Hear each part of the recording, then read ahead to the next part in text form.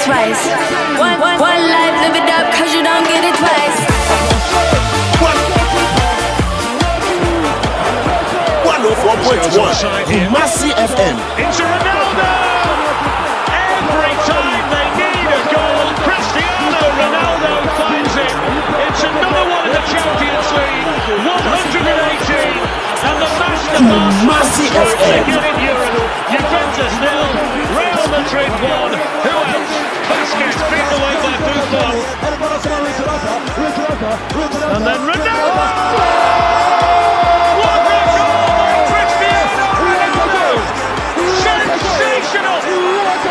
The greatest moment in the history of the Champions League with an absolute cause we got one life, live it up cause you don't get it twice. One life, live it up cause you don't get it twice. lovely cushion header. But Gerrard! Oh, you beauty! What a head!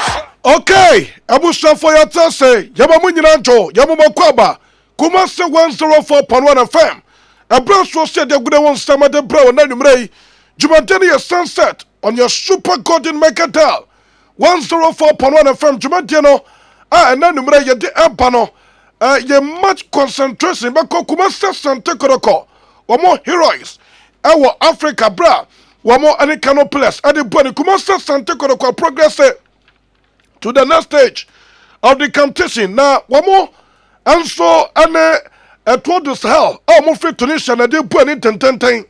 And Tibasha, and Yama Ditos about Fruapa, Ama Biaso, Etubakoye, and what Jumatera so. Now, coach at the tennis shuttle Zachariasen, a coach at the Makumasa Santa Koroko, or can Sempi, and so our Kumasa Santa Koroko Konimo. Ni 2 months, the first 2 months, Wabadi, our Kumasa Santa Koroko Kasa, and so at the Afaho. And after Kumasa Santa Koroko Timna, or more resume training, and so at Dakwajate. Na more rough festa na mia duma this weekend. Kumasa Santa Koroko, assign Edza Kunua, and Yasam Ketokra. Enti Diatano na Alaji, and the day also and Soraju. Ha, wano ana a year team chairman.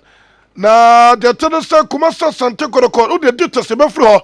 Na yede Kumasa Santa Koroko newsa. Copy up our camp and so deba. I'ma be biased to my question to my tennis so.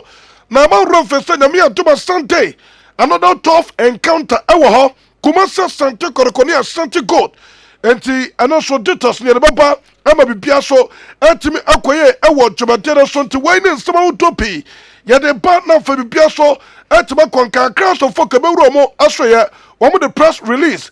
And so at the Babontain, you don't want some, and so the Baba, I'm a biaso at Tobaquenti, more roughy, say first time break up himself on Kubaba, and I did my day at the Abba RICARDO PEPE SUAREZ. I'll poncho out destined to attach a semi-tempo Busapani. And so, dear HASLER, and so a bright OWUSU MESIAH. I'm a banner for the first time of the Atoya so. Na, and now you quite a doom super love phones. Wamana Triforce, our doom and a deal Shanimo. Na headquarters, I know our Triforce Dynamo. Na Omabia new branch.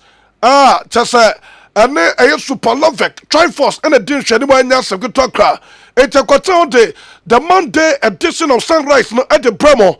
Yabana Kumasi Force, I was support of the Bray, a Bray quarter how my biaso, etim equia, na and Yasam Gutokra. AKOWUAH production team led by OWUSU aka Little. And it's me or dinner. Edmond OWUSU Jonas Tony Cruz. And after Brightado, Omo, and a Brahma, or Matim, a producer to Martin and some utopia. And at the Bremo, I want to Martin Subedin, and a Richard Chris Adams, AKOWUAH Mackenzie, over to my friend Little Ken, the sports presider, the latest intelligence. Now, the attendance to Martin your life. On Facebook, no Facebook, no problem, Kakra. Nabani, young Wajuma, and Yasan Kutua Cranty, Bibia to Toma, Yabamu Maswate, Ama Bibiaso, Etimakwe. I want to mention the surface I broke up, sir. Non Kubaba would tell Kumasi 104.1 FM. Enti Anian Tania Nahumra, Yata and Waba, na family and Samno, and so Atwaso.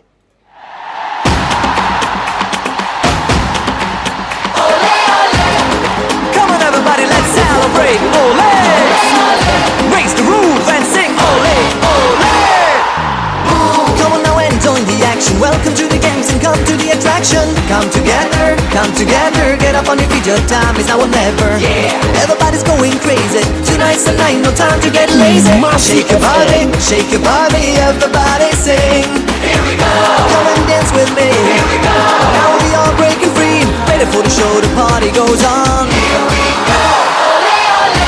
Everybody's dancing all night long. Ole, ole. Stop the celebration, sing this song. Ole, ole. We are dancing in the street. Ole, ole. Let the rhythm move your feet. Ole, ole. Okay, Abusa for your toss live on your Korean Super Mega Dial 104.1 FM. And your Facebook no problem kakra abahonte sasa ya switch and ko YouTube. And to ko YouTube se see juma dey live on YouTube and to mo abro channel ne kana ha. Ma mo monitor the actions in the studio. And when say ko YouTube Kumasi 104.1 FM. Kumasi FM 104.1. Kumasi FM 104.1 on YouTube. Na fe wakwa Kumasi FM 104.1 on YouTube enti juma dire da obetu do message number na fe kenkan enso taba we juma dire so na interbalan for woman letter adia boni awe Italian Serie A kasho ni mania match day 1 na match day 1 ba memfan to dem sabo shafo ya bo 15 minutes interbalan e was Stadio San Siro gossip premier Santo Milano Italia woman letter and adia boni tentente game no they tell us interbalan shabi letter force to me shabi goalkeeper the didn't SAMMY Handanovic and a daponimo. Edema Interbalan Bobo Kono. Afa Branta didn't Danilo D'Ambrosio. Asu Jaba was Yakai. Already didn't Stefan de Fresh.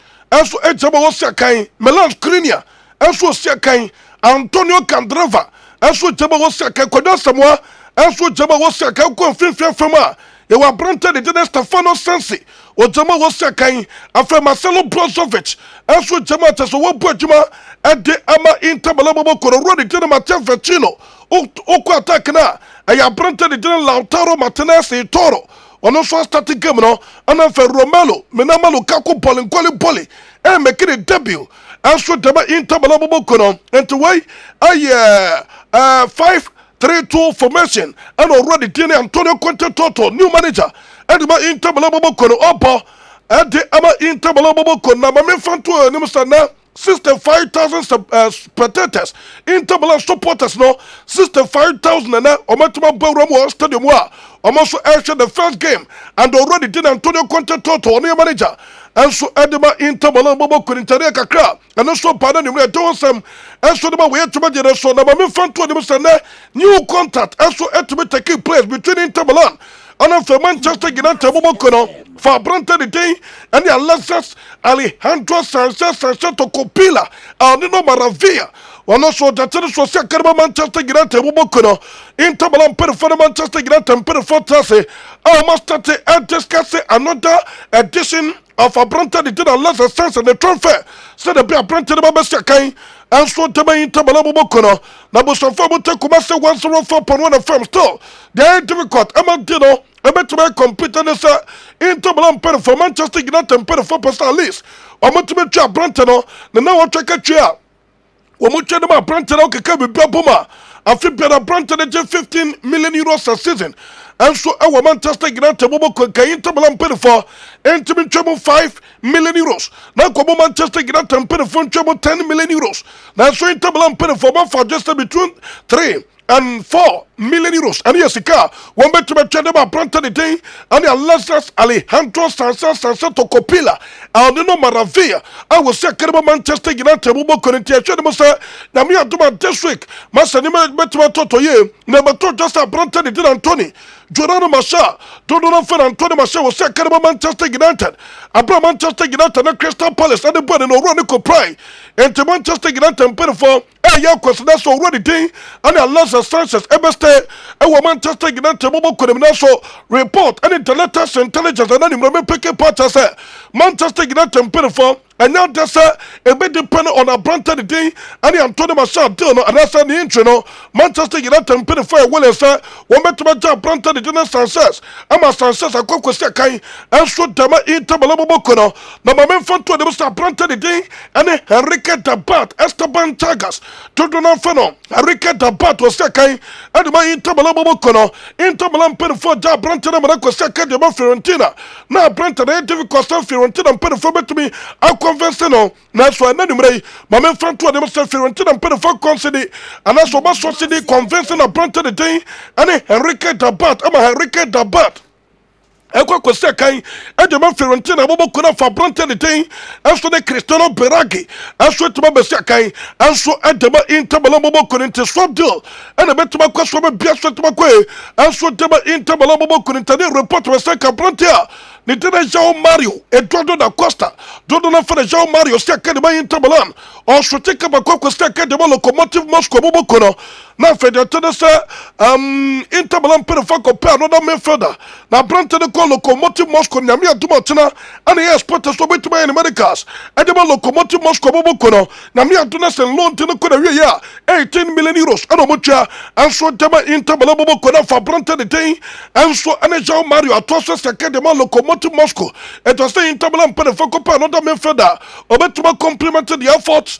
of other midfielders so bo Interbala bobo kono mo ama biaso tuma ko anso dema Interbala bobo kono entene report basaka mame fatu de say me atuma this weekend Juventus bobo kono woman Napoli bobo kono de boni e Italian Serie A castro mo mame fatu de so already to the criminal team Maurizio Sarri sponsori don't know for Maurizio Sarri one your manager so de Juventus bobo kono ba cash mo first come on boy against Parma or run into man kwata daga to mo and from Juventus bobo kono so already to the Maurizio Sarri mame fatu de so run akwa kono ya dear friend pneumonia and the doctors no partners and just to bench na so run person na me atuma against Napoli bobo kono weekend e kwatimba bench and so edema Juventus bobo kono na so be be the panel on the doctors so metuma mano green eyes so metuma better bench na fe what ma pajuma and so edema Juventus bobo kono internet report be say kana anumrai mame foto de sa pronto de day and Paulo e se ka Bruno de Bala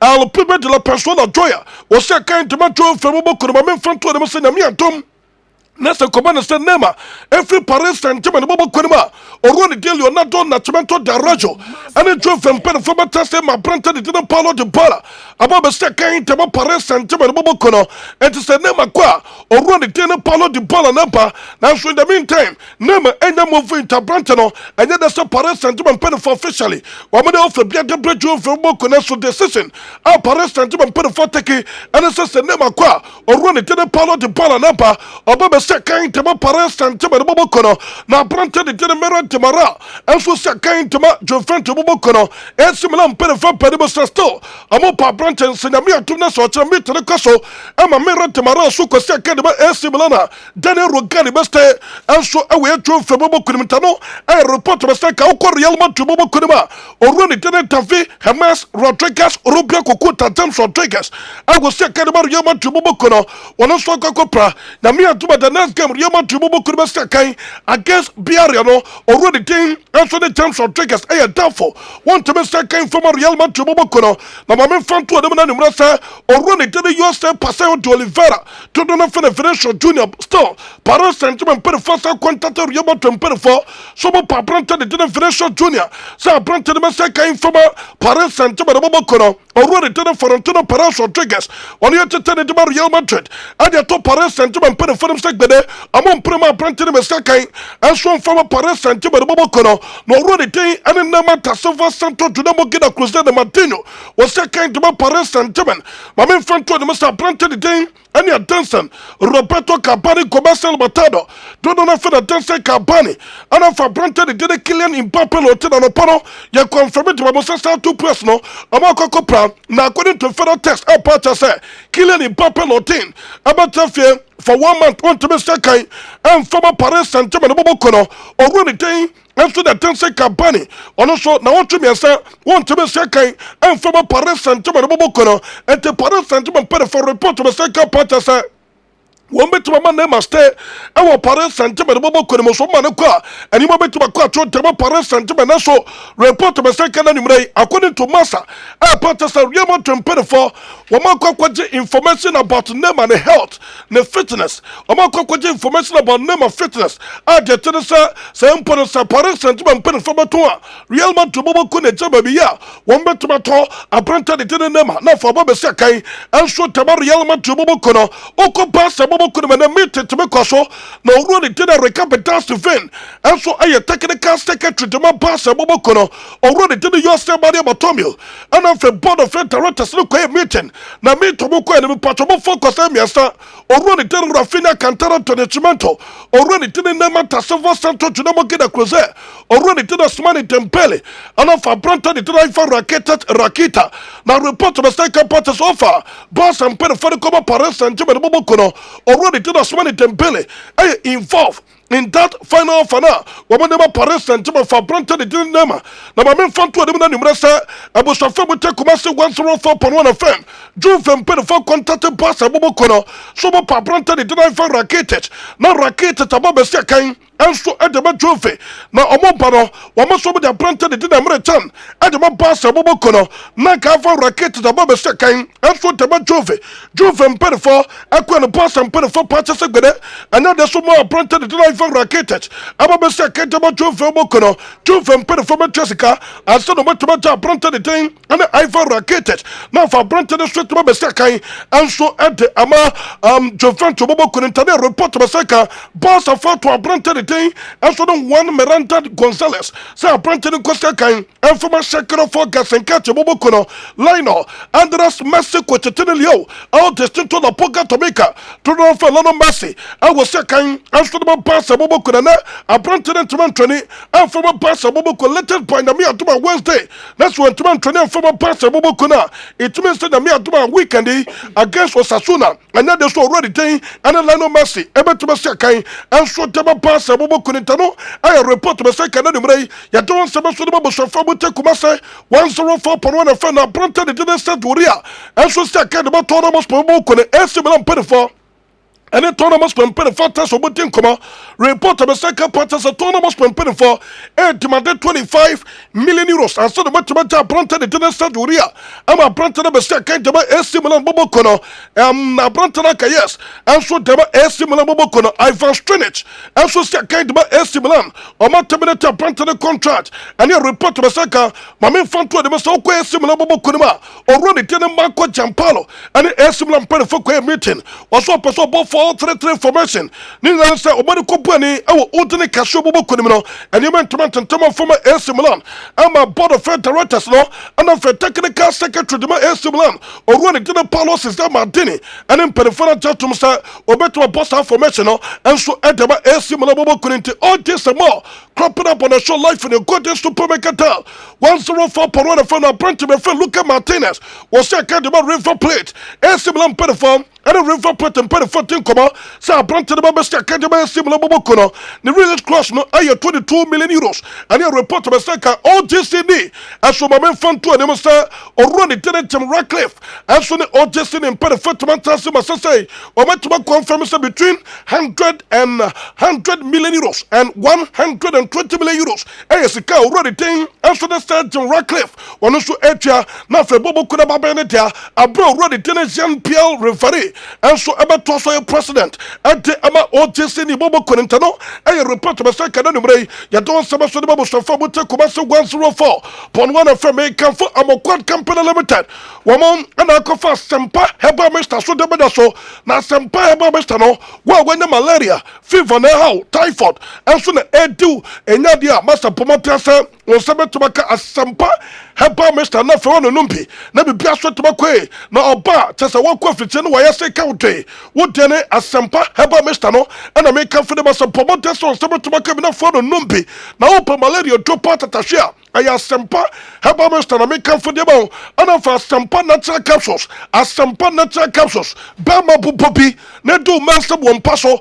Asempa natural capsules bema nunum bi ne do mense bo mpaso bema wayemre wo mpam bema wontebe mu atuma masa bema wonte oba wonte de wode enso na Asempa natural capsules bomote so betuma no bi na no numpi na say masa wuko sina ma obetuma bo atuma te se konkoma fratan Amokwat company limited masa wono na deba na mabe fanto de bisa Asempa Amokwat asan at the distant guest house enso edeba distant guest house and one say uko fa de Mamponten distant guest house Amokwat company limited and a deba bomote say masa uko akoda ho na masa wo hwe bia guest house no wo na for hwe kwe fa so treat wa masa nya se geto kwe distant guest house for the Mamponten ho and me confident masa so nya wo a manen koda wo kasa obetuma ko na fa wo relax kama ama bia so tuma ko so dema na mame mfanto de bisa open Asempa herbal mixture ne bi ana fa Asempa natural capsules ne bia aya 0244 085902 0244 085902 yahuma obetuma frase de bia won sebetuma ka dodo na opabia to a Asempa herbal mixture no ana fa Asempa natural capsules ahuma we ana ba fra na fo ne Amokwat eso tuma din koba ma bia so tuma ko eso tama na mame nkamfo Justin collections ana fa dad functions and for na dad functions and it just sent o ma tia kwa ba ko e wo to man build no matum o ko ansaba ka bi ho anaso ansaba ko mo ne ma ne bi ho afei wo do ne temu so first eye plus animo e wo bebia boss from one o mo branch ba ko sa ho e just sent collections and of dad functions Kumasi boutique infie e wona boutique wo do nyina o mo koto mo ne ma free na say de tede say mo fanto no center director ase babedi jawo no baba yo shopping ho na obama discount obete ne ma no bore so for na fa bibia so twa kwa so de na de bakwa me pa awe adjustment ana fa dad fashions I want to say ne bone da form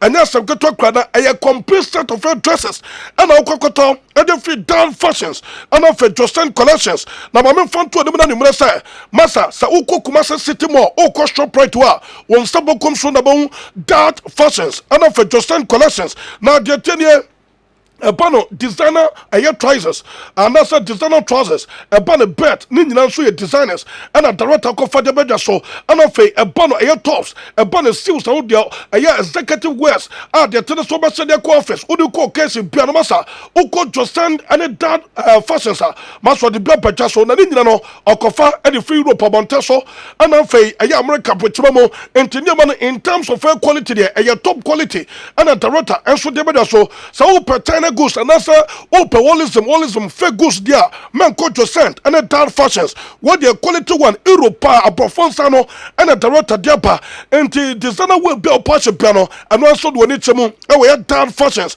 and man no more money no more than dad fashions and a friend quality no and so just send collections and so what time na anumreya ko na fe ko your shopping na bibia be ko and so damaso quality nko dia the trusted brand also a trusted collections and of a dark fashions and a director in coma more be able to take the monko to money in free more be able to take the monko to money in free and 0244 25 2240 0244 25 2240 ama obeto friend trusted collections and of a dark fashion na fe wakoko to nyama no ho am bia so to bakwe and so etema from me can for a tawusu eba center a tawusu eba center sem fanto bia nem say masa sa wo pa yare pa etinie ni ho a etewusu heba center ba so na bako na fa kwa kwajo eresa bam wo yemre wo mpam afa about woni chefiche no ya say count afa ma me fanto ni say stroke and about ya to say jaundice typhoid ya de bia do kru bia no ba wonteme ngo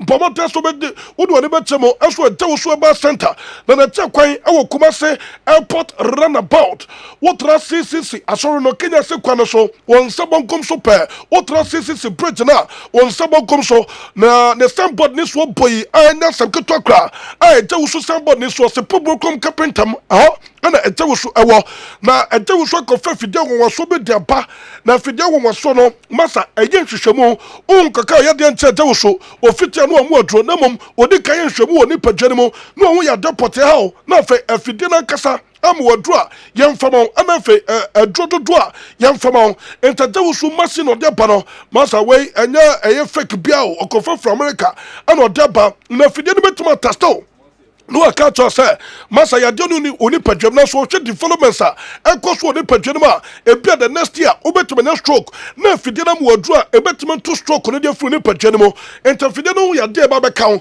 promoter so betum akọ na fa akọ resta nyame atuma che no pa doctors omo ya adwuma e wo KNUST Herbal School ho omo betra say free consultation e wo AKOWUAH asoye na AKOWUAH ne lab test no masa bonu wo form kra baby bia ni wa akọ benya sa AKOWUAH no AKOWUAH heavy oh payaresta party AKOWUAH ba center ba so ye ana oba konti promoter sa na AKOWUAH anso be de komo awa nwa we so 0241 74 9153 0241 74 9153 yahoma oni AKOWUAH ba center be din komo na fa bibia so tuma ko edemo madaru mo no motachire ye komara ne kofa bana ne nsam enso de ba jumate de sunset on your golden supermarket 104.1 FM oh power club just now aya 0243 574149 0243 574149 yahoma obofra said the bia won sebetima ka quality just no club bia support bia no ye won justice enso ha ento betima pa adwuma mo no baba joda na sa obofra homara me to twa no na for nsa so etoma ka de buso pani akwa ba bibia e fa thank you nyame adum bibia boko ya dan yanko po say Pepe SUAREZ I like your quote na ebuso pani o de anyway mayago na shulu mi aminti ma but yabada director super lover phones kakariam ponsa yabada na sepa yabada na se na ni mo ne yakoten ya you did the monthly edition of Sunrise and so at the brebu shafo little on say asedan de yen chance ye enfa free obrade ho nti yen na nyame ase na fi yen tinsi Chemampi ene na busuan woko Monepi Hotel ewo obuase ahanso nyawdia yes one of the best hotels Aubenya hotel yes ahanso nyawdia that is the name one of the best hotels Aubenya ewo Ashanti region ene Monepi Hotel Chemampi apija edi esi on chema hotel no stand no was row no be small so woko obuase pa dia hotel American for the obuase na woko dia ene ekopem Monepi Hotel obuase ahanso nyawdia chema nyame ensha how you hosted the team ye free one little unse see a tc ye nuanom ye namfo a omo ebrain skama e de to ticket e de che aye che ema asandoro kwa chita for na nura supporters no moje ticket na asemo mo kanyina se nyame ensha mo ensha no ene ye transport e de ama ye nuanom a omo brain skama e didi sa adwuma ya wusu ansa the ska aba amaye to ticket mi sounds na Sari B e de ne de buy Mr Francophonie and so e de ne de buy and afi Jabwating our Belgium or the ne de buy your Frank and so London your Frank e de ne de buy or boy Danito e will lease United Kingdom ono so tene tebai nti little yemfa seda emmo mu ye pa yasem nyina ne se nyame nhira omo anopa wo supporters no messages omo send fra omo frɛ edi aseda maye na aseda ni mu nhira ni nyina no na yede emma mu nyame nhira mo ye pa then little aseda no emfans ho onim se yekopie mu ewo oboase na mense nhira na mense nhira ene ne yure enso matters kwa omo fa so receive yen and sa soup na obahima eboye na no Saturday anopale de obu aba oni na nyame enhyamo sanso na misha ni mopoku ene seto okay yekopie mu oboase they were very busy but omutwa so no mo aba program na se no mo ko no mo twa so no mo aba gifty ene mame asanto a omunyina da mo ase sanso na champion McLean ewo McLean joint McLean mo onso nyame enhyao pa said onso receive yen every say yebepie mu ewo ho nyina ne afi supporters nyina ne yechitafo nyina ye call boase little gada ebehwe ebetie show no ene anopan so wori wani chem ewo adum a nipa eba ya omo so ebe twa ehia ebehwe show no bi ene obia yemfa sera kese emfa ema obia show no de yeguso yempese yebebobodin ahwe ana wakoyi obidin afrim ti obia a oni Kumasi 104.1 edijuma bia no ene yese nyame nhira ede ama mo se nyame nkoso na onhira mo little amane kakra bi na fe yemrafie na yenhwe ne yese wode wani chem e wo Nigeria canopiles ebe free mu okroma no ese ho aye beja nsem bi e koso ye be try see ebewura ho ne yahwe said the feeling ne esitie e wo Nigeria after say canopiles enso e free mu e wo no later Manchester United and very early in the season is very young, just 3 weeks and yako. But United, they are faced with 3 problems. United are faced with 3 problems. Little first one, a penalty conversion. Penalty. So more me a convert penalty. The second one, a racial abuse. And the third one, a injuries. These are the 3 problems. United are faced with. They will have to tackle these 3 problems. Like I said, the season is very young. But these are the problems they are faced with. Say, or more racial issues. No, none of that clubs are. Say anka racism crowd or mudo money konhubi. Me fa Chelsea there say near blacks aye dear Chelsea nti anka racism there Chelsea new moon film. He say Manchester United take over and omuntie ne ye Manchester United fans no man have become whether they like it or yes, whether they like it or not. Later omun say eye dan omu team num say blacks ewom say your penalty, say your free kick, say your chances, say your day, a black be everybody bobby.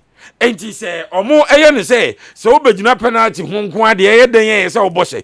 Me peda white be babajina penalty no what I say no matter reaction everybody was stadium more reaction beba social media.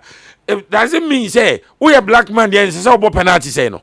And these are the issues United are faced with. Yes, 3 weeks, they've had 3 penalties. First one against Chelsea, Rashford converting the camera. Second one against Wolves, and Pogba everybody say no. And one almost another penalty against Crystal Palace. Everybody say no. And let me be say, blacks ain't say penalties and there was this story I was reading on BBC this morning. Omoka say government I interfere. No one shall handle this issue. I'm sure a RICARDO issue you see in 1995. But when United were playing against Crystal Palace at the Sherwood Park, so Bekaya omutunidi kung fu kick so Bekaya Cantona resistance num and what to say Crystal Palace fan biswa said we see every kicking no adan or say branch no adidi na tem busy racially and BBC actual story be say penifo anhwe no mo ambam and handle say issue na ansha na that 95 Cantona kung fu king na biasa apejabio. There is the first one United are faced with as a racism na yard doors dodo. And any time when United benya penalty no dey will be bebo. Nano na me ka say betimi a bianca clubs no more England no. So binya penalty black man bianca so mo. Black man bianca so mo no munyai emfa emma white no kwa no mo ye bia white man there obosha so abose. Then later what the racial abuse in Etrinchen, United are faced with penalty problems. Some time ago, na your clubs are or more penalty takers or munya penalty say Kim, when say we there or more abo ashewi. When Ronaldo was playing for Real Madrid, penalty by no market so much. Messi now for Barcelona. Omunya penalty say Kim, when say yedenya or more abo ashe. But social clubs na kana. Minim boame club ben the wo penalty take abeka say abranche we do okogina penalty no ho a wabo ase minim sa club fofo bi e wo obi a onya penalty a ye so sure say this man akogina ball no nti wabo ase. The supporters have to understand. Then United players no Pogba for instance United nya penalty I don't expect say so okon because penalty no onimbo. So, and Wolves penalty no. Look at the time Omunya Sabon. And don't forget they drew. Crystal Palace there Rashford Kobo saying they lost. United very early in the season. Omo lose to Crystal Palace some months or some years ago. That figures in time. Nanka who is Crystal Palace? Old Trafford. Obwa, but they say Nema assistant and no corner. One problem, they say United as I faced with injuries. injury concerns United team say obekaya enra game a omo boy in the course of the game any ehun say look sure first half na Olympo from Ashley Young ebe say na later unim say test omo ye ni ade che say be 5 weeks there he is going to be out by 5 weeks look sure will be out esan say enra injury nya no serious he will have to stay at home those 5 weeks no what it means they say he will be missing their game against Southampton Leicester City West Ham United na Arsenal. Now say these matches on to me Mobi. So our social team now was a team in Shadanye. And the injuries esa EPPM sa. What him say? Saudi looks so injured another injury concern. I say kwa ama Alexis Sanchez move to Inter Milan. Let's hear muscle. No, almost say separate situation. Almost say I'm sure I'm muscle me for United. So I say never see separate situation. Yes, but omuche mo so we injury asa aba team no bi to Anthony Martial obeka ya prior to the start of the season omo ye contract extension bi e ma iskasem omo ye bibia e say team ni begina no so and first week 1 against Chelsea 2 goals or boy na am United for na ye hope for say say the bibia abegina no so e na branch no so e no okopra ya want to be Antwerp game no so far or want to be enche the number of weeks or be stay away but Sanchez deal no moka say omo twen kakra say e best masha enti me en recover ni mo ani mo ya be body an omo ma Sanchez nko so we kan last week me discuss we say Inter Milan ready so mefa abranche no loan deal no expire the next 2 years no mo so betua 150 so mutua 150 ne dia e say United betua 360 e dia so ni wages no original every week when he is not playing for them until now United they say omonya hu the situation e wo masha ashare so betina fie sen so betina fie sen nti omo suspend Alexis Sanchez deal no kakra se basse enimonim ya masha betimi abade a eno mbeja amanako anye sa dia ene na je so muja ama branch no etna Sanchez one player so far 32 games just 3 goals no wasere ma United fans no bo enyo so omo chemu anema no oyema Arsenal omo ko fan ba wontimi enyo these are the 3 problems United faced with penalty misses and then racial abuse and injuries as abesos yemhwe ko mbefa so asettle baokaya yekwa oboase ne yekusia this man silence GSM silence GSM the manager yes he was also very good to the crew until that also nyame ensha pa na onyo kese little okay twaso you me that say 35 after 7 na player bi akropi apa wo Barca ye fan Ansumani Fati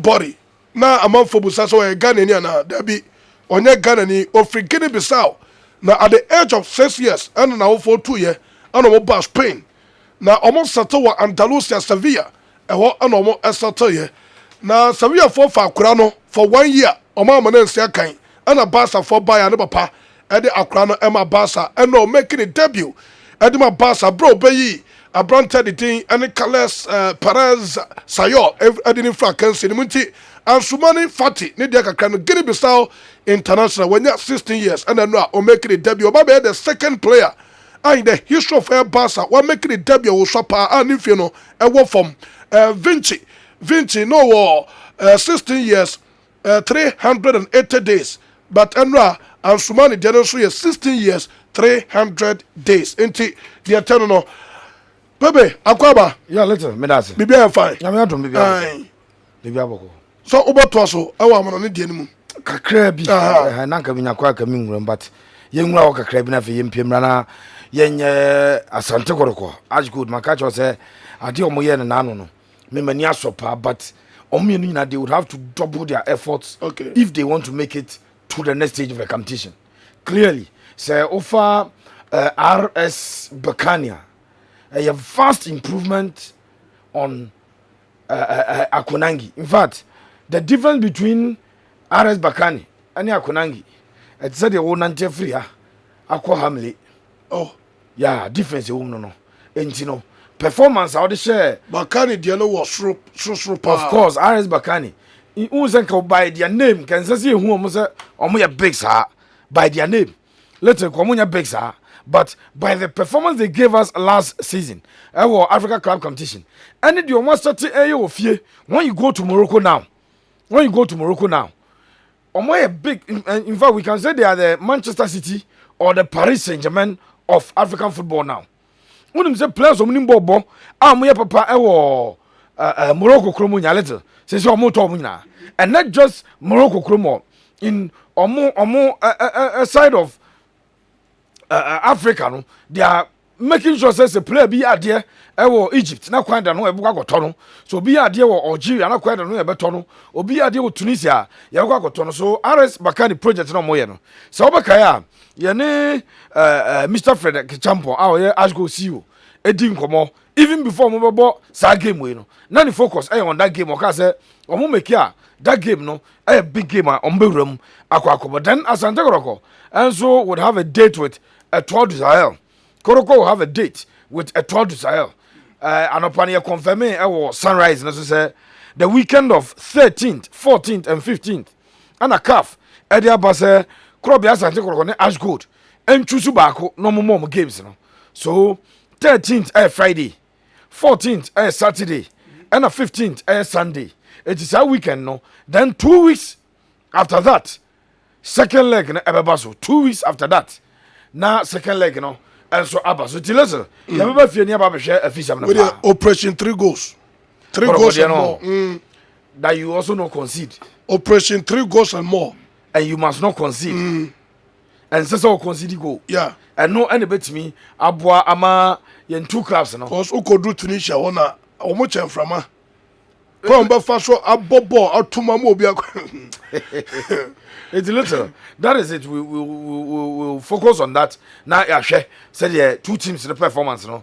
ABC Aqua. Then, yes, I'm fun to just say, Bobo Kwadi did Asante Koroko. Yamin for Sama. Manu is his Munaso. Sekoroko Lusumpa. They have an opportunity. They will cram the no, but it is a fact. It's a fact. Yes, establishment fan Sekoroko trim. Sekoroko Elusua. They can play in the Conventions Cup.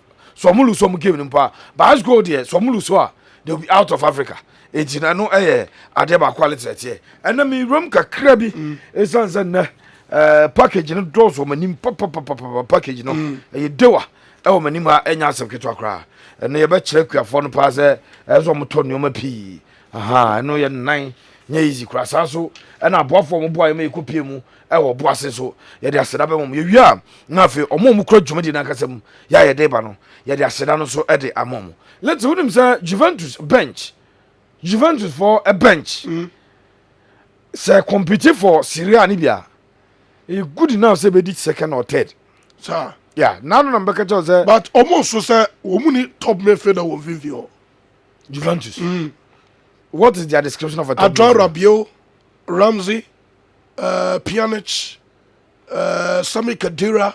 It's almost description of top midfielder there. Emre Can. Also, almost compare some midfielders to Paul Pogba. Paul Pogba is better than Arturo Vidal in the last 3 years. Arturo Vidal has not been better than Miralem Pjanic no more midfielders. Andrea Pirlo. Wajabo.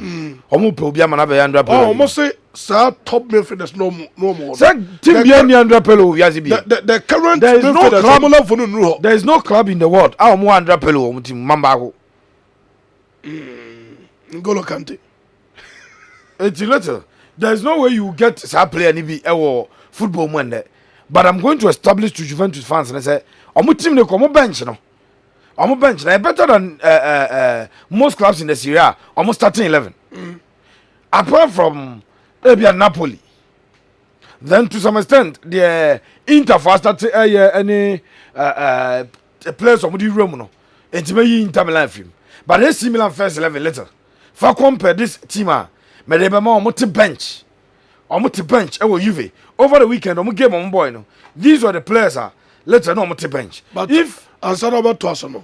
Say you had by onya bobo nti enkai. Yeah. Okosa ma kese respo. E wo Turkey. Emmanuel say you had by. Aye. Okay. Let's bobo. Ozo ko ene. Sure Juventus team omo parody over the weekend no. Gigi Buffon was on bench. Gianluigi Buffon no at bench. Omo Matthias Delight Unu zo tra bench. Yeah. Paulo Dybala and started. Danilo and started. Juan Cuadrado at the bench and started. Marijo Mandzukic on started. Emre Can and started. Adrien Rabiot and started. Rodrigo Bentancur and started. And a brand Kennedy and Bernardeschi and started. Now let's take these players and take them to AC Milan. Nebusa won say Matthias de Ligt AC Milan player and come bench ana. Dabi. Say Paulo Dybala AC Milan player come bench ana. Dybala o AC come bench. Dabi. Danilo AC Milan come bench. Dabi. Juan Cuadrado come bench. Dabi. Rodrigo Bentancur come bench. Dabi. Bernardeschi come bench. So omo bench let's say omo bench better than most of the teams in the Serie A. And this season Juventus should compete for the Champions League. They should compete. When we say a team is competing, I'm not saying they should win, but you must compete. At least the last four teams are Omuro Champions League semi-final. You must be there.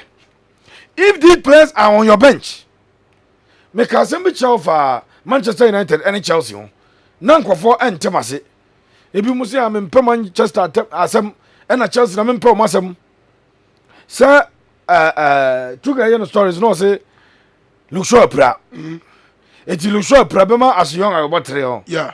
And Manchester United as young me say top average team bien we England obenya biabo. There is no average team mid-table teams.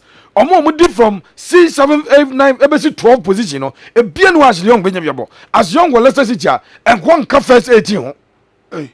As young On your defender or winger. aba team bay. And I'm more conventional and defender. And so obo position by na mama for the last 3 years obo position by. About 2. And as a 3. And Odi as young and some challenging for Premier League. Sir Victor Lindelof and answer Harry Maguire Pra. You still call on Phil Jones mo? No. Phil Jones. Omunya ready Manchester United and you're ready sir about competing for title. When injury set in, and then I'm going far. Man City team, say Man City a team, a team. Say Sergio Aguero and start here. Gabriel Jesus na start. Or more opportunity say Riyad Mahrez a bench, and now say Bernardo Silva a bench. Say Kevin De Bruyne a bar. Ike Gundogan and Mobi. Man City team no Zinchenko ebo. Na omo Aymeric Laporte. Others Aymeric Laporte about ball as a central defender. And over bench, Ama John Stones, Otamendi.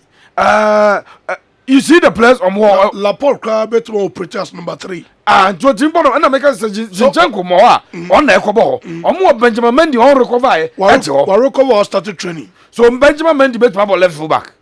Or more Aymeric Laporte bet my ball left fullback. And no more Zinchenko. Manchester, the enemy look short. Look short, and you're better than the Abomudi. But the Lucian in the world, your Baba Shan and I have a bono. Ashley Young. That is the difference. That is the difference. Let's again. And you know, so what you Juventus a team we are, they must be competing for the title. Because if Matthias de Ligt at the bench, I just say, oh boy, say Rugani that's all. Rugani that's all. That's all. Omontono. Daniel Rugani. I asked for Mary Dimara so. Dimara our bench. Then Uko Juventus omobabo BBC no.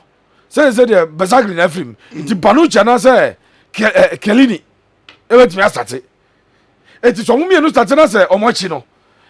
Matthias de Ligt last season in the Champions League, no one of the best players in the Champions League. Today, Makato say, the most valuable youth young player about football. So not a bench. Who could Juventus bench and so on? Now the goalkeeper was a Sensible, of course, on one of the best goalkeepers around. But so you are Gianluigi Buffon and the Trinity. Who could Juventus or more team on their flanks and so on. Let's tell him that. So you play that boy in the free war. On bet my ball, Paulo Dybala. Paulo Dybala bet my ball on the flanks. Sanso and on bet my ball, a branch anything, add one quadrado on the flanks in attack. I think they have a good team that they should be competing for the Champions League. I say omo amount to a huge challenge. Say and the teams are let omo betimi age Champions League na. Say Juventus omo league na to so mako it will not end. They will still win it. Cristiano Ronaldo up front. Omo who is almost a striker. Yeah. And likely say former Inter Milan captain Mauro Icardi. Ebetuma be PM of course Inter Fonya willing so memana ko boy no so any the agent or sign a wife and so the option here back up they want to go and play for Juventus Ebobokono. But you look at the squad of my assemble, you look at players from war, no one show more bench, you know. Juventus Ejama Abrante Dide João Cancelo Abe PM or Manchester City no. Now because according to coach Mauricio Sarri, Osa Branchen and starter, all started on the team. It is the reason now I already say Obeja Branchano. I'm gonna copy him. I did Danilo Abba because Danilo Abba on shadow any integral member of the team. Omo Ejai, João Cancelo so uncle. And you're gonna the Siglo no. Matia de Chile. No. So Juventus team now. Let us. I mean, it is Obisa and almost all here players. Aaron Ramsey, experienced man, open our method and now. Unya be in Ramsey. Experience man open in Sami Khedira. Unya be ono. This is a World Cup winner. This is somebody who bought Champions League, Champions League with Real Madrid. We have played with Juventus. League titles upon league titles. He is not a player. After Ababe Testino. Of course, Rodrigo Bentancur mo our bench. Bernardeschi mo our bench.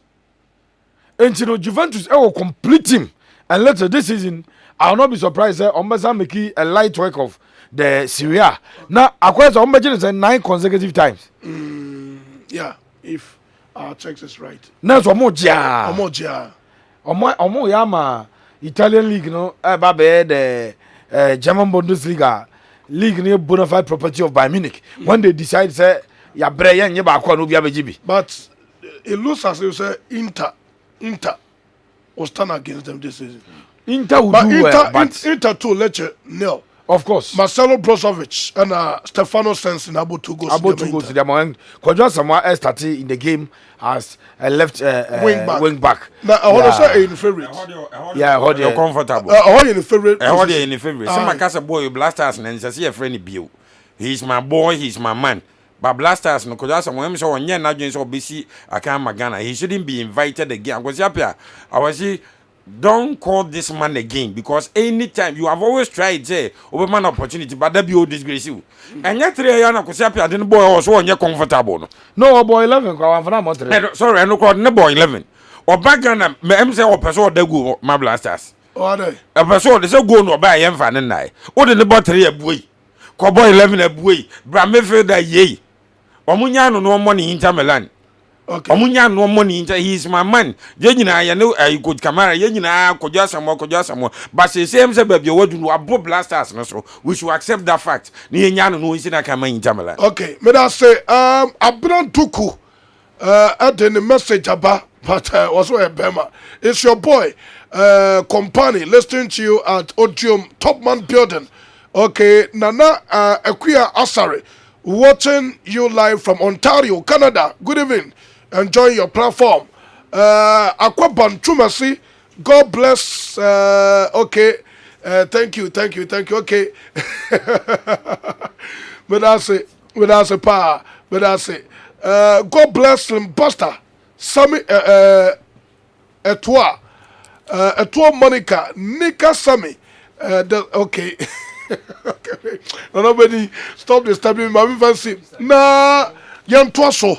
Na RICARDO PEPE SUAREZ package and then you know nya secretary no nya ho adwuma e mai na bright OWUSU MESIAH emfa fisem no emeto so ma wuro mfisa dwumade no aye sunrise on Kumasi 104.1 FM PEPE SUAREZ wadaro ma to so mai later me da se na yemwam na yemfa seda emfa ma perform boy am ya transe edi dwumade na aba ma so wodi kan aye amokwat eho adwuma no aye asempa natural capsules ene afi asempa ba mesha sanso ena decent guest house no ma wo se waye ho adwuma edi awie sanso ena wo sanso aye adwuma ewo Josent wono so na so ye Josent enso aso ye so waye adwuma no edi afri ho ena wo ye ajawusu enso aso ye na fe yemwam na menka wo se super Superlovic phones ekram ene yɛde dwumade no ɛde ɛbrɛ te Superlovic phones ahwɛyɛ no ɛwɔ dum wode wani akyem baabi a ne yɛkɔtena Triforce ɛna afei opsi Triforce afei wokɔ pizza ta Superlovic phones ɛwɔ wode wani akyem ɛwɔ kejeta in between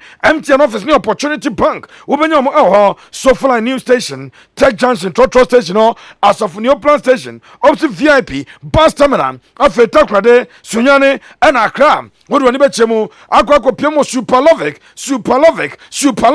na mpɛsɛ wotɔ phone na ayɛ simple wode fa phone no na kɔ www.superlovic.com follow instructions na hono we are for mobile money and also visa card no fatuaka babia wo bia no ye be deliver phone no e dia ma sanso na betimi abomoden na wokɔ Google Play Store no wa download Superlovic na app no wo download a eno so betimi follow to phone bi wo to phone na fei abomode ade visa card na say mobile money no e dey tuaka wo perform it say Samsung wo per Huawei wo per Infinix wo per iPhone wo dey bra na bra betu bi let's ye kopie mu anopa no wo hu say anopa pa na nkofo two phone me ye na mbusa lady no say mama na phone nkofo atuaguzu se de omo eto abeti anopa za no nkofo ba mu yiyi phones re sa o eno no ka jam so say ya na ye wholesale ejebi mu be fa akoton na say ebi mu be fa no Superlovic no na no pa na mo so akoton ye wo wholesale prices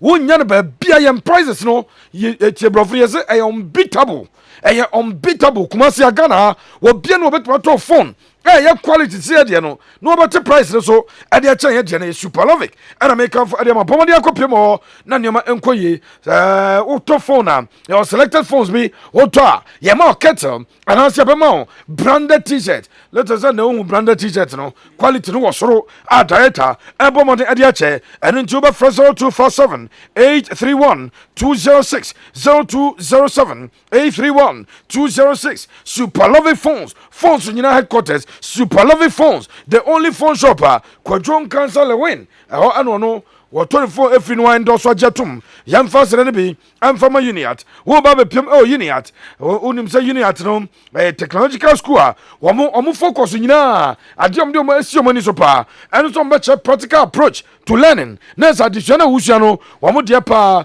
eno say ye de practicals no ena be mo so wo ba ye software engineering network and cyber security engineering have a computer hardware any mobile phone technician called bra ni enche say dey repair computers any mobile phones graphic design video editing 3D animation Samsung computer basics and office administration now be PM uniata graphic design video editing and 3D animation no uniat any the best place abetima ko akopiem na let's work akosua na nioma koye adiama wo be so graphic design ekwa so na posters outdoor invitation cards and this annual no who design calendar near the open social or your furniture uniat after video editing and they abaya juma kase pa so betimi edit video and sadia no ababa juma 3D animation and would be betchem uniat 85% practical training well equipped labs wo raw near show computer labs no said yes charge you to say yes school no and you makoye professional lecturers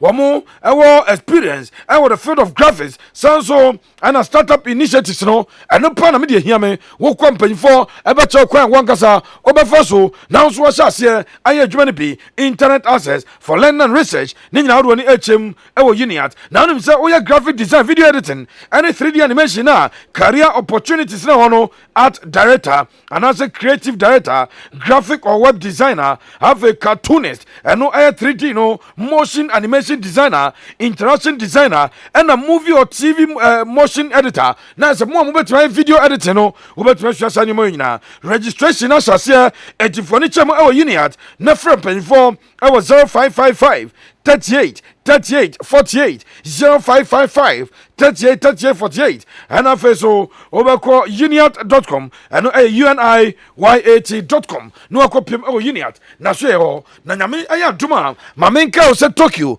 2020 where Olympic Games are eboso Olympic Games eboso Japan Tokyo ɛno ɛna Hakiba Travel and Tours wode w'ani ɛkyɛ ɛwɔ Asawase behind the Central Mosque Asawase behind the Central Mosque ɛhɔ na wobɛnya Hakiba Travel and Tours na nneɛma akɔ yie ɛde ama wo wonim sɛ wobɛpiam ɛwɔ Hakiba so yɛ a literature wɔn mo ɛsɛ Japan aban no wonim sɛ wɔde ato dwa so wɔwɔ expected number of people a Olympic Games 2020 deɛ ɛba so ɛwɔ Tokyo no wɔmama saa nipa no awuram na saa number of people no ɛno na Hakiba mpanyimfoɔ awurawuram na ɔmakɔ ho ɛna ɔmawo kwan mɔfa so anya accreditation ade ama ho ɛtu kɔpiam wɔ hɔ a wɔn di kan a prior to accreditation no wonya accreditation sɛ wɔm wobɛnya visa akɔpiam ɛwɔ Japan na afei nneɛma akɔ yie ɛnso ɛde ama ho Asawase behind the Central Mosque Asawase ɛwɔ nkramfoɔ so da kɛseɛ no akyi hɔ no ɛhɔ ɛna wobɛnya adwuma kɔ ne ten ɛde Hakiba Travel and Tours mene wo kasa yɛ a frɛdaeta ɛwɔ 0244 142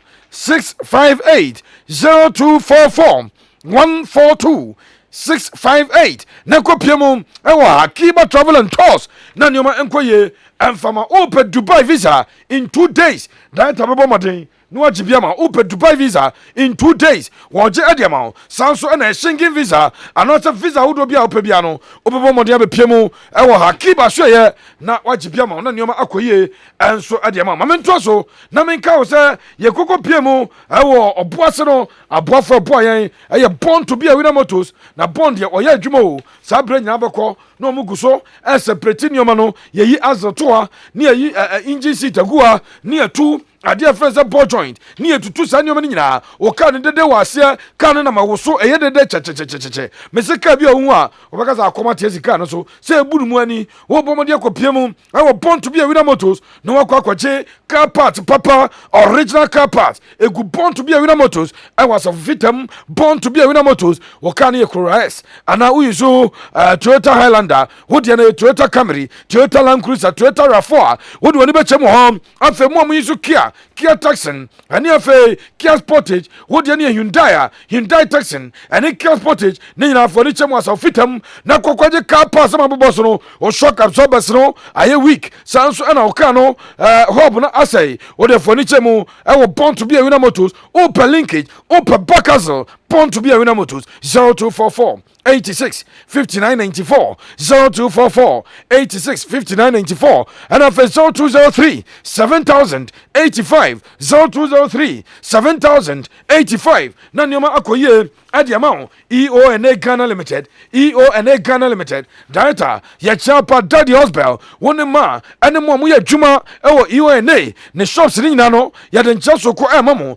ɛnɛ ma menhyɛ aseɛ ɛmfa firi Hospital garage no ɛsiane so obi fam no obusa me sɛ Pepe wo se cars na esisi ono cars ya mumu shada ko director ko fa ba ya nam se akọ wo ko mbe bia ma wo wo mileage no ka bi wo ye twa che ka bi wo so hu say yes ka ni jira na so director on ko se accident car no me spray hu page me to bia o we ye car se papa ene ya ko fa ba out back garage say 4x4 say saloon car he kan kito e de uber yi eno bi na wo pa wo de bra ana wo de wo ba no be kire car kra wo pa ni entom fam no out back garage e wo denyame opti des by fear wo do ni achemu na watra baby apart omoto aduane no wo bo se out back garage na ebuto afa do ni achemu e wo adum nsu ase wa ho ana dinosaur carpet wo no EONA na electrical and electronic appliance shop no yakoko fa bebuto etia fridges na apato say tabletop say deep freezers say double decker furniture mu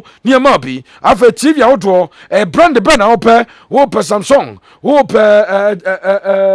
wopɛ Nasco TV bɛ na apato o de furniture mo ho niema bi sanso ana TV no say flat screen say curve ya be ma bi decoders ya the CCTV camera and the cables upon fufu pounding machine blenders outdoor ya kwa bi ade aba washing machine afa cooking stove ya the standing fans ya the ceiling fans ade aba be go anya some ketwa afa air conditioners outdoor ni nyina no ewo EONA electrical electronic appliance shop afa ba boutique na ye boutique ne nioma bom Mayam and your man a designer was a original and Yakofa Ebeku UNA. Nasua and Yasam Kitokra, what the furniture were doom swase, soccer betidinum, Sanso, and a UNA, the hardware shop no, and also our PZ, whoop a China doors, quality ones, whoop a roofing sheet, whoop an adwa, whoop a wheelbarrows, a building materials, piano, what one HM, oh UNA, now Waka Kwajibi Amanyoma Akoye, at the Ama latest intelligence, Maminya Moha and from Anemum, Wobabiama.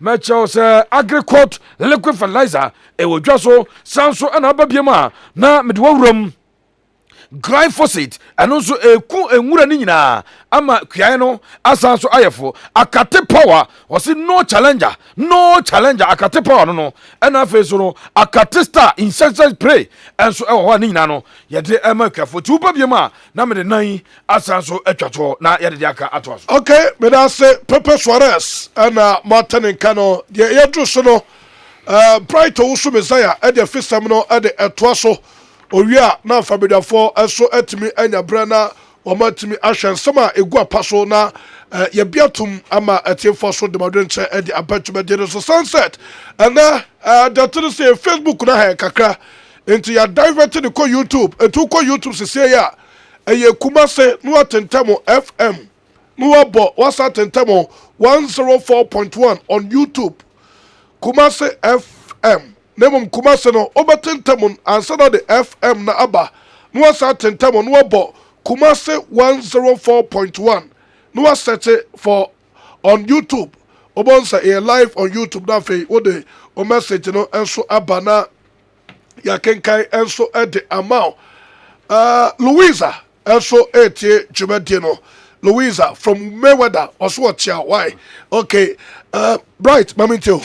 Okay, Jamfa Efisem and so Kumasi 104.1 megahertz na yesha say edi afi the Black Stars B na Black Stars B aso enu mi say ahobwa ego so me kire chan qualifiers no chena eba so September bosumi edato so adonu na eba so ewo Baba Jara Sports Menche na head coach Maxwell Kunadu eto ne nsa edefam mrante be aduasa enwotwe so momra na campaign enshase na after set kotoko any as gold game no enso ko wie no as good players and critical players no invitation ni bi anso awremo ho na coach Maxwell Kunadu atunensa edafe players and 9 from Obuasi Ashanti go say enetie Shafi Mumuni no anasa nano obo hat-trick edema as good against Akonam Games no Abranton eka ho sanso and amfifi ho James Akamenko eka ho bi apia makati basanso and Abdul Latif Anabila and so banti players and na every as good as so enso awram Black Stars B camp no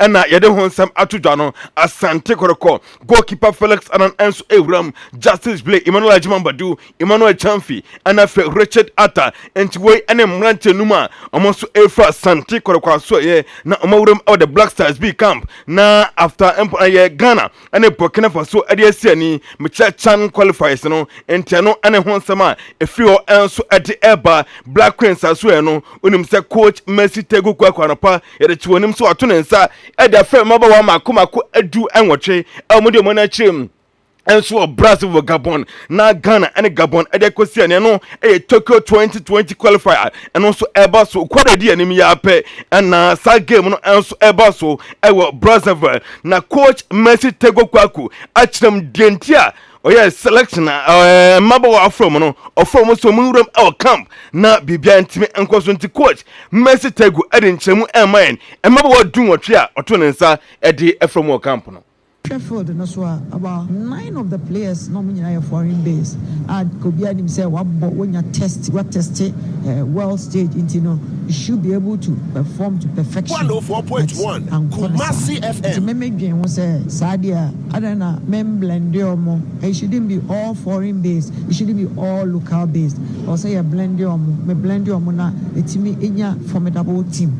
Until this time my friend foreign based players need be brave but the Kakrebi Abeka the 104.1 Kumasi FM.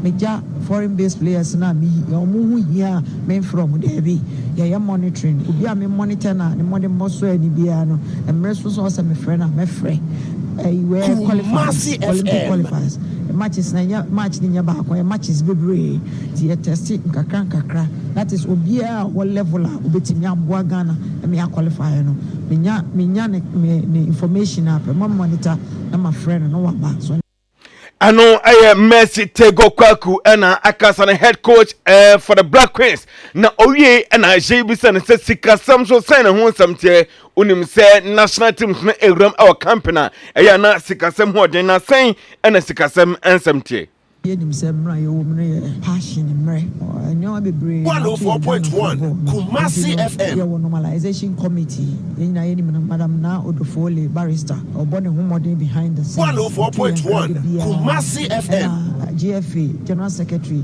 Mr. Alexa Sante Mad Barbara Nyanka no omunyina ba wo cha Barbara Krone na eko nti em se emwa no yenya de chance Kumasi FM so mo de ama ye nti no ye be som sa ya sha ase em pese ye be complain bebre Mercy Tego Kwaku akasa na on game no ankasa against Gabon yente do kan de efa ho yes Gabon team ye hu mo but ya perceive bibi ya ebu omo abunfia say 104.1 Kumasi FM ye hu omo say omo ti say Nigeria omo ti say Cameroon omo ti say South Africa omo ti say Cote d'Ivoire ntino ya boa ye ho asie ye kwa akobo Kumasi FM eni twadu hu eda ye nim no say ye de eno eti ye ni so say eno ne ye be ya ye kwa ye de nkunim de beba African Games egoso ekoso Morocco Jeanfa Entu Jose David Akwe and the latest athlete ono so atimi agye medal intano pede to onum sa baba on din ade when Fred Ntumi ono ade 3 bronze medals and David Akwe and so ade 1 bronze medal kan we say the Ghana medal no and so aye 9 African Games egoso ekoso Morocco Rabat Jeanto so from a boss Shanti Goda so ye unim sa nano memenda and omo che Konangui FC eshoma kamiansa akonangwi antimi ante ene trim no antimi anye training nyankropon aduma echina for you stadium no omo she training ase wo mra no miensa enso abo Dr. Kwaku Frempon champion adin sama to draw na unim se after se Ashgold edin kunim over akonangwi no omo ne RS Bekani ene de ekwo akwesiani yenti ensama Dr. Kwaku Frempon ede to draw afa sa game no ono dia start no ono na dia be wie enti nyina se da nyina ya nyame dia na dia meka no se Morocco na mo nyina musuro no Asante goal insuro mo ba ye ya kana no na bebe mu ya hye no na bebe na nyame na kasa onyame ofa dia enye ofa de daso mu aso o de beto o be pam aso enti Ghana fo nyina obi aka na koma to ne mu ni se Ghana fo nyina pa ka na 104.1 Kumasi FM like champion Ashgold here, authentic, one of the best clubs in Ghana now. And we are having the best coach in Ghana. And Obia is when I'm on counter now. Obia only team on the Ashgold. They are welcome. And Ashgold is one of the best clubs in Ghana now. The ultimate, the champion boys. Anano mementa Shafi Mumini Ebo hat-trick against Akonangwiano and Dr. Kwaku Frempon den some to draw at the Afa Shafi Mumini home and I say same prem part the Ghana had the striker Bienwo and the Motemo Edu Shafi Mumini. That's only the top striker in Ghana. Shafi and the top striker in Ghana. The children will be that is Shafi for you. Shafi there. Look at that star. Ano Dr. Kwaku Frempon na oye odin sam to draw ye bisa na say competition omo ebo sika sam ehnya papa na Ashgold sika ho betimi double competition on ram and so Morocco akobo games no and so sika sam de nya problem kra na sika ho na mum odiasede kese na ema Ghana ban jatum say ka bia Ashgold bebo no obetua edi amomo. We are ready. Say you're ready, I can know this far. But you're that Omampanyina say, and you're that sports minister, and you're that normalization say Kabia Yabobi on Befa, Nina Seda, and the moment. Now say, Omudu Bosch Susua, sky is a limit, and the capital of the chill life. I want to say Kabia Yabobi on Befa, on some Befa. I'm going to the Canina.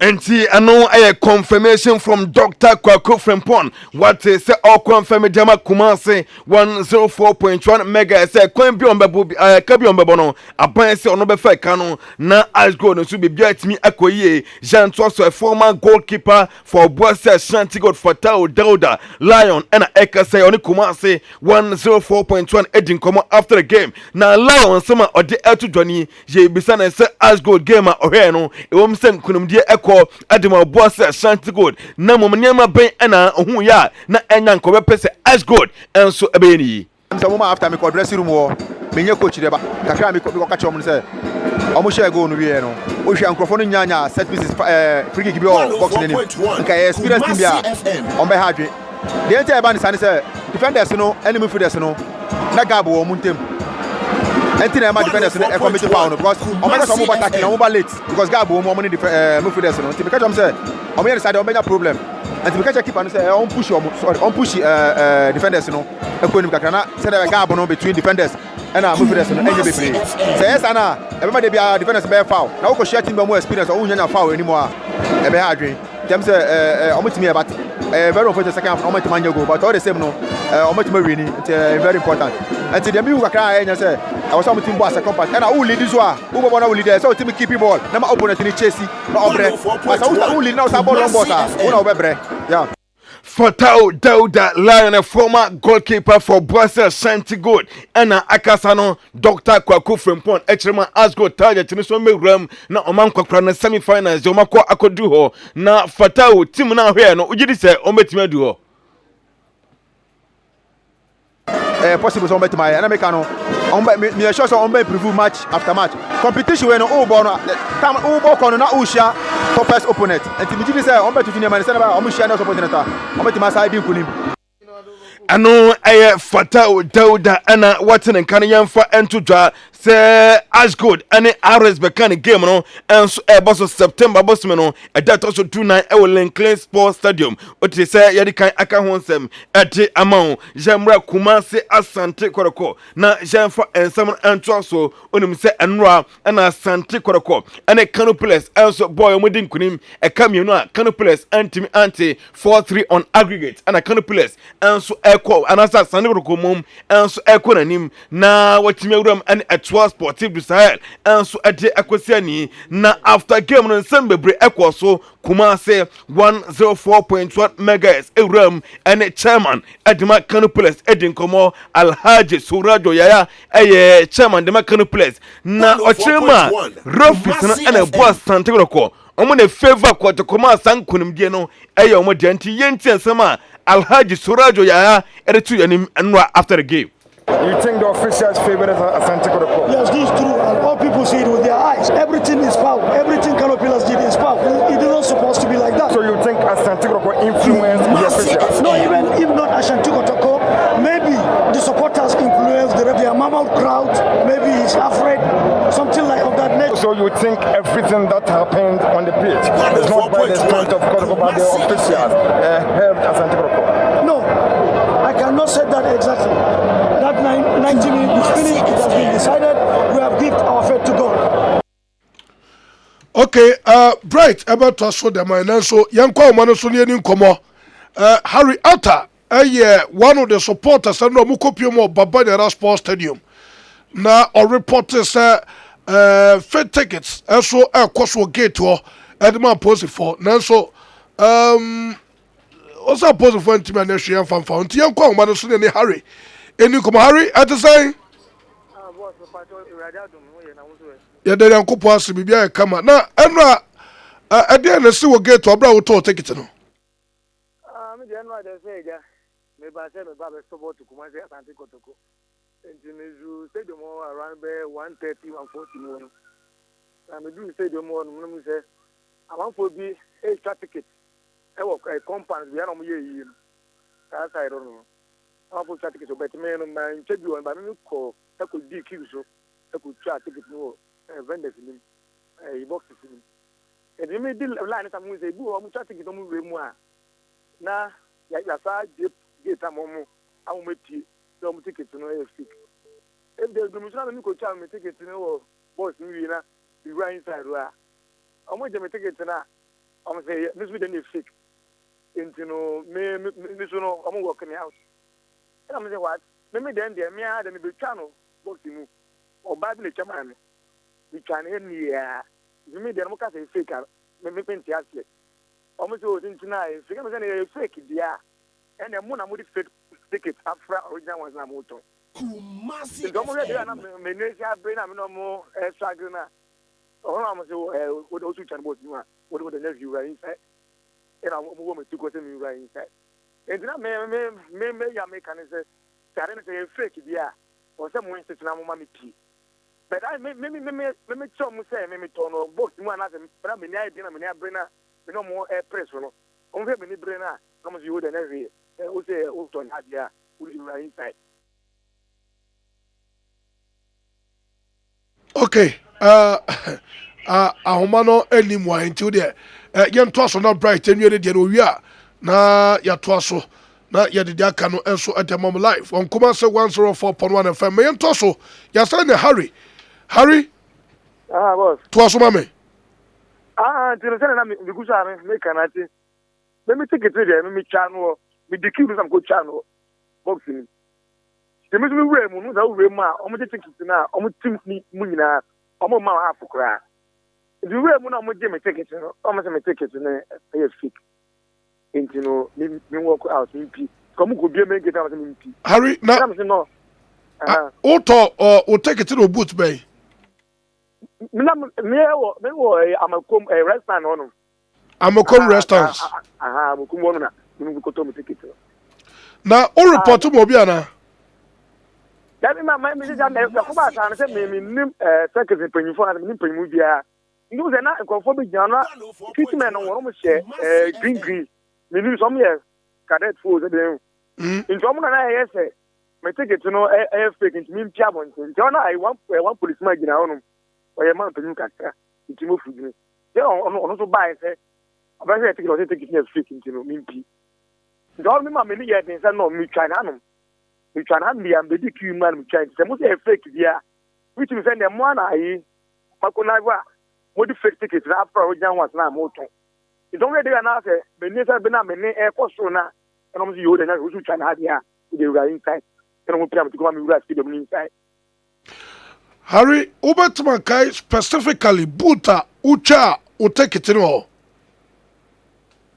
it's I mean entrance na me we because stadium na hoye entrance 1 the ura entrance 1 ni mu na mpa say me left side kakra 104.1 the right side na me left side kakra but me ni say me man hwe na me na they dia to boot na kasa na me say that time na kill no na say ye wu ni pentema ko re ball ni me the kill ni man say that on say me right inside na ye no na man say that pa na me dia o sa but entrance 1 me wanna me right go inside wo no struggle no adentra de ucha ticket no won ho no ba na wo kucha ticket no ho no emperifan trans ono no beche no na me want me e sa no kra no me sa kwa me jimu so mu sem e ko ba no e ko te oba won se ticket na ucha man no omu se e fake that's me no oba ne kasa na omu sa ba chi mi free ho no omu chi mi free no me se omu na omu akizu se what fake ticket no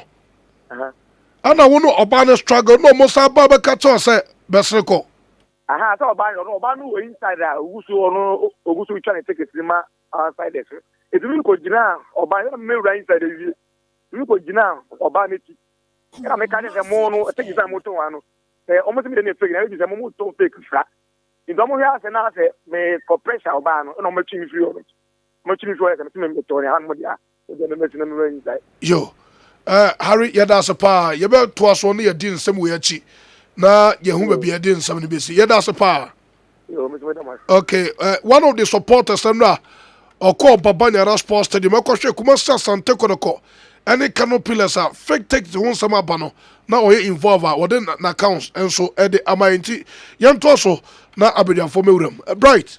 Okay, na jegoso a yeka Alhaji Surajo Yaya ono chairman adema Kano Place na nensema ode tudwa na o kire mu se ofutuo bi adema Kumasi Asante Kodoko so mbeso ko manim our CAF Champions League no mu dia. Do you see Asante Kodoko going in far with what we've seen in Ghana? So if this is the way they play at home, so something will have they should be very careful. They should be very careful because they shouldn't have to defend on what the decision makers, i.e. the referees, are going to do today. They should have to play football as a team.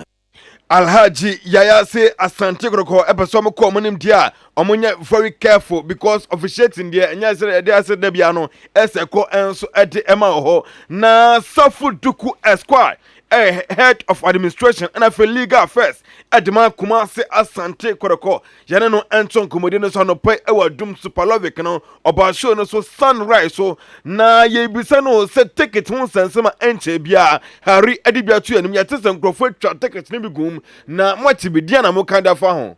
Well, no clue when say you establish say a fake. I got the fake the other say obi aye da ko twa bibi boni bi e na de baaye. Mo mi nya botansa. Ye hwehwe mu yie. E san say take is na e print no e ya fidie e na de embossment bi e se no suma ye. Ye say fidie so e print ade do a etimi bofa so. E bi won man embossment no e bi won man sticker tani be so. E di betima ye no so. E di ye hwehwe mu no wi ye nti e be say the best conclusion say obi ko twa take it fufro e na beto ye. E bi ana ye de bi ade mo no. E fidie no bofa bi so. Jemisa Safu Duku Esquire say Alhaji Surajo Yaya ese koroko supporters about stadium when a team no referee no ema ne didima Asante Kotoko on mo edi encho na sansema okan obeka bibi ada fanwana emi wa say obeka we say awurewura ene ayagaade a yekofa mu wakanu no na meka wa say na esan say ye jiri ye say agro fam intimidation mo dey fa mu wakanu abonche so na yeti ko share 2 goals no okay ya me dey ho ya pa esan say referee person obo yan ya eno nka 2 goals I say no referee anyi no baby en ko baka so ade enso no referee say onye ya yamba ba ejire na so e ma wi ase no ni asade goals me no asa ato atremu a eno so ejina ye edi obani no meka so bia entasentase e na anya no e jump and 20 eno a ono anga ka to man to say Kotoko busia no de eso edi club bia a oba Kumasi no omo na ho yie etimi de me de aseda no ebema ye supporters any asantima nyina say ye sori gina ye say ye makotoko emfirimu samre esan say emfirimu samre ya e de ohaw any tokro ke shega badaga na na anopa ene ba bonten sa Asante Kotoko ne kanu plus game sika munya ne gate no na 590,000 Ghana cedis o che mo nwumre se sika na sana etie anasa na endusa sika epie mu a edi baya djuma anopa ya titi bia no o ka bomo a 509,000 empeso kakra eguso 509,000 entimi anchen in Canada no ye nyina ni say in Canada no de pedi am pa say 26 yen so be no de mo ya be dia support do ko ya na ebolu achi ho e ho so na ye tie so kakra no say we ye di kai e di akwa ni mo no e pa wa ni ntina e ba say entimi enu in Canada 640,000 no Jane Safu Duku Esquire enwena yemisa na se etwo sportive du sa the game no abia din dem Asante Kotoko na ono hu ni sa Maji bia no a efo etwo ade ye bo mu dia obi an me say African Giants no oboka ho saa so na 12 so nim Kotoko so no ye ka African Giants ya so ye ka ho bi ejibra omo so be sia no e de ehu akoto omo so ene so e de hu abato ye so but the American say afiwe no ye say on we march to glory sabu bia obesi akwa mo no ye be ka se no tragedy a ye de cause amachi mo no ye ya ni management ya modaroma mota ye tie bibi bia football mu esese ya e ma Kotoko ani mu ngwase anase ye nyamabo e wa club bia ni mo ye so ya RICARDO say ye be bi bibi bia e wa football bia no ye betimi aye ye kusu aye ye endi eto asa omo owu so omo tisaye o omo so be sia Asante Kotoko the great Asante Kotoko bi de mjini ye say sie nyina aye sori waka na ye ya gine say okun anya kono enye ba kofo okun ye nyina ye sori ni adia kosia omo a eto afo no ye betimi abubu won ma pre e wo baba yara e bra ye sia mo on the 15th ebe ma second leg na ye ko Tunisia ho no enye de kura amaye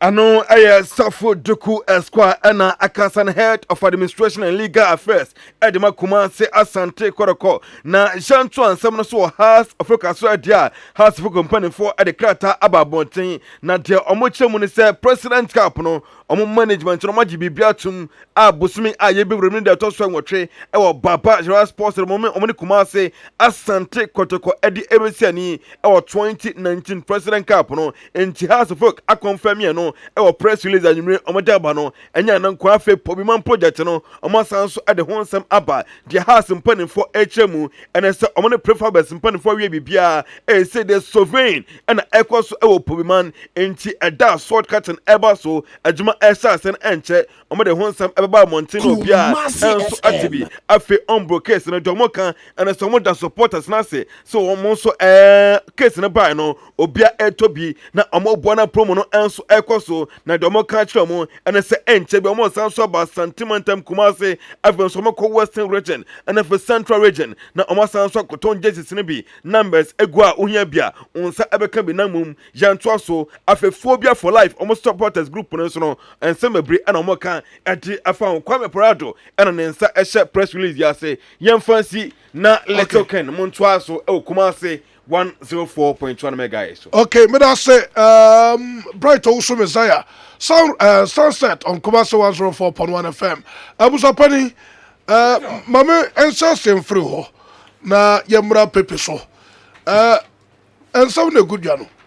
Wo Asante Kotoko issues na APA ewo gate ho se enra ticket a APA ewo gate ho na ebi fake ticket a ebi asenka the right ticket no eno mutimi ton ni nyina anka amount ebeto dwa say 509,000 Ghana eno munya no it could have been more ese minim police for na security men omo de omo eba stadium no omo nso ammoa issues no and later minim pa say edu baabi a nipa bi eba stadium mo say omo ebe exploit niema ewo ho Asante Kotoko sika so omo nya no nipa bi omo kofo omo ba so omo meboa meska nemra enso timi ba so omo so bepe bi egu ombotom because tie Harry asem a walking oso ato ticket no ono didu gate ona mo say ticket na eye fake nti mo mane ngwam eno oso obewuram because oto ticket no eno ono asomon sese aha na meto ticket no so come to baby ameto no why didn't the policeman follow him to baby ano walk no I don't know man ko chinipa krona o kasa ono neto eton ticket no e de eman no nti Kotoko will have to take this issue up because Africa no move free mu encho mbebo president cup Ike do say cap no ewo ho and there are so many matches e wa Asante Kotoko anim a ombebo so mo anhwe issue we no mo ntimi anhwe ansettle ansolve a ebeya avenue bi ato ho ama obi a obeba stadium obi anso be na dwen say obe exploit no obe pe bibi menka say police for no obi ene fa adwene but kakra ya police for yi eye security men kra no mugina ho a menam dia ade ewuram na mo ache me say ade ne ye fake na me say dabi me to ade no rich ho ade na mo nko arrest rich na mo mi say eye no kra say me to wo no ho ana say meboa na say no kra say me to no ho a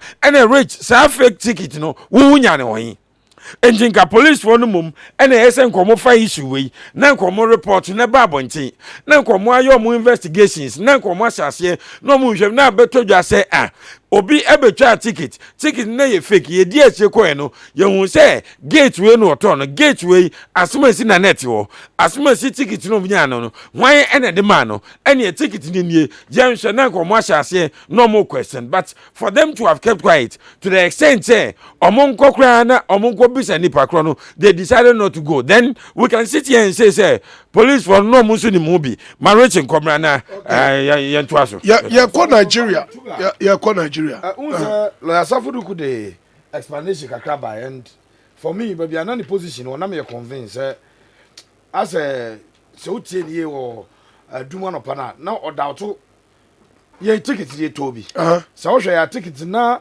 omo de machine press so I just and certified your original okay little bit more printed sheet mark 5,000 ebia emu me and sebi bo say di ohia na amaso okay you know, we cannot say it's a fake ticket. Sometimes go for raise false alarm because a branch has a classical case. If indeed a fake ticket, but I'll come to it. Or the Nigeria, my bar. Okay. So go for and try advance ticket.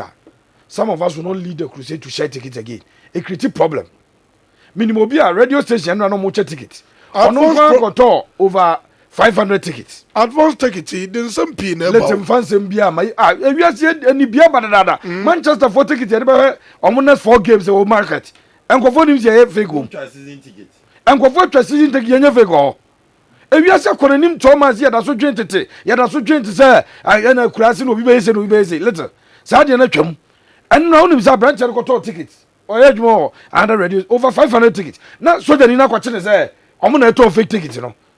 Because I got over Chamo or more calling into their programs are or more, you know. To say the network to come, Kumasi from your tickets, you know. Bianca Soja Nibi Huna, and I say police Ribuna, and Kwabachin Wakota fake tickets.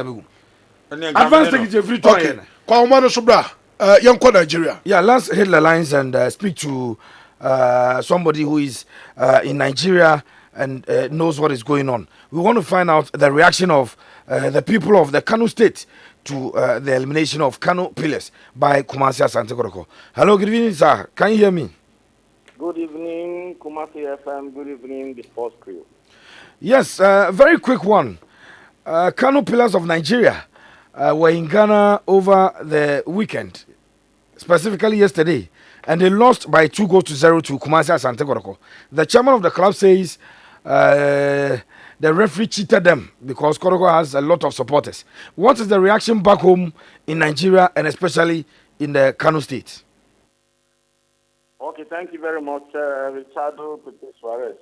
I hope yourself, latest intelligence, Bright MESIAH, SAMMY, ACHEAMPONG, DUAH, and the rest of them, everybody is fine. But we'll go straight to the point. I think for the sake of those who are listening to us in Ghana, I will take a bit of time to explain to them bit by bit of what Kano Pillars Club is all about.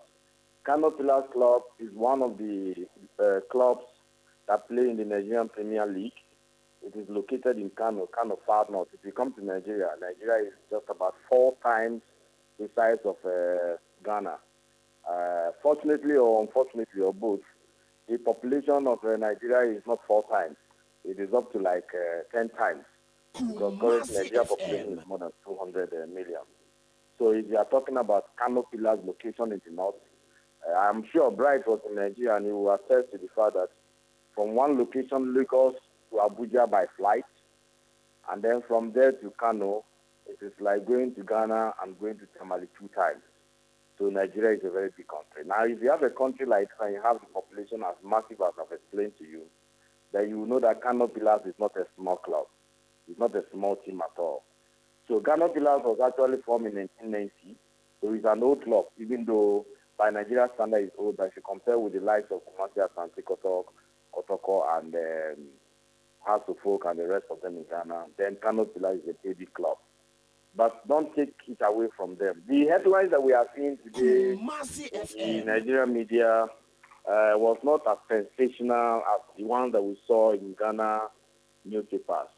Some of the newspapers, I won't call their name because we don't have the right at the moment to do that. But some of the newspapers read, Enyimba keeps Champions League hopes alive. Pillars crash out. Some said CAF Champions League, Enyimba qualify, Kano Pillars out. And then one also says CAF Champions League, Enyimba 2 is tied because Enyimba scored up to 5 goals, and then Kano Pillars crash out. So those are the kind of things that we woke up to see this morning. So like from what I've said so far, Kano Pillars over the years have played in this Champions League in the past. If you look at their past antecedents, you will discover that in the Nigerian Premier League, they have been champions in the Nigerian Premier League 4 times, 2007, 2008, 2011, 2012, 2013, 2014. They have been runners-up 2009 and 2010. They have won the FA Cup in 2009, and then the Super Cup, they were winners in 2007, 2008, and they were runners-up 2012. So if you look at the history for a club that started in 1990, it is not a small team. They have done well for themselves on their own. In the Champions League in 2009, they were semi-finalists. In 2011, they were first runner-up. That means they play in the final. And then 2013, they were also runners-up. 2014, they were in the preliminary stages, and then they left in 2015, they left in the first round. So, like I said, it is not a small club by any standard. Now, the question you asked me has to do with how the feeling is like. If you look at what the chairman said, he said, and of course, in Nigeria, we have also seen what the coach said. Some of them are complaining, and as usual, when it fails, it's very likely for you to look for the excuse and then attribute it to somebody. And then they said they were cheated, some said they were robbed, and some said the crowd. If you say, like the chairman, I think we should be fair to the chairman. The chairman attributed to the club the fans of Kumasi Asante Kotoko who trooped to the stadium and then made it a worthwhile. Bright was in Nigeria. He visited Kano. He saw the crowd in the stadium. It wasn't that much. But I think we should first also give the credit to the media houses in Kumasi and then in Accra, especially Kumasi FM, the campaigns that you started, and then you started talking to the fans to try and be at the stadium. You went ahead to even buy tickets and then also give it to supporters to go to the stadium. That was a good one. So you can't take it away from them. A match of this nature, when you look at it and you discover that there was no, so far, we have not heard from Nigerian side or from Ghana side any security incidents and the supporters comportment. You didn't see any incident of supporters fighting. We have not heard.